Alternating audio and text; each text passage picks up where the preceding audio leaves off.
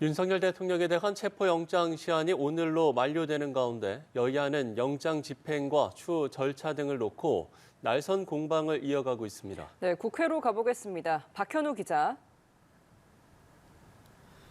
네, 윤 대통령에 대한 체포영장 집행 시도가 이루어질 수 있다는 관측에 국민의힘 의원들은 오늘 오전 동의특위도 전부터 한남동 관저 앞으로 집결했습니다.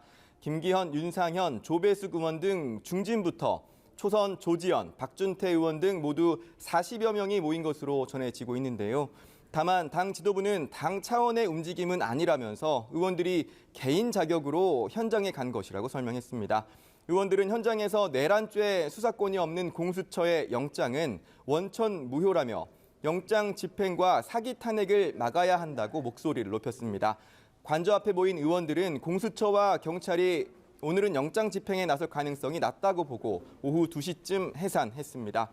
국회에서 비대위 회의를 주재한 권영세 비대위원장은 윤 대통령에 대한 임의 수사를 재차 촉구하며 공수처와 민주당을 향해서는 날을 세웠습니다. 직접 들어보시죠. 공수처가 진정한 수사기관이라고 한다면 민주당의 정치 선동에 놀아날 것이 아니라 민주당에 촉구합니다. 당대표 사법 리스크 시간표에 맞춰서 현 상황을 정략적으로 이용하는 이런 태도를 즉시 멈춰주시기 바랍니다.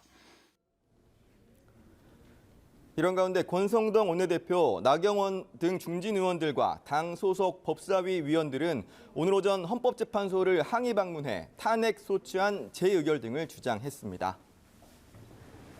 민주당은 영장 집행이 이뤄지지 않고 있는 것과 관련해서 최상목 대통령 권한대행을 정조준하고 나섰죠. 네, 이재명 대표는 오전 열린 비상의원총회에서 최 권한대행을 향해 포문을 열었습니다. 우선 윤 대통령 체포 문제를 두고 이해할 수 없는 일들이 벌어지고 있다면서 이 사태를 수습할 책임은 최 권한대행에게 있다고 지적했습니다. 그런데도 최 대행이 공동체 질서를 파괴하고 왕이 되려고 하다가 죄수의 길을 가게 된 윤 대통령과 마찬가지로 파괴 행위를 하고 있는 것 같다고 쏘아붙였는데요. 이 대표의 발언도 직접 들어보시죠. 이런 행위는 결국은 질서 파괴를 통해서 뭔가 사적 이익을 도모하는 또 하나의 내란 행위다라는 생각이 듭니다.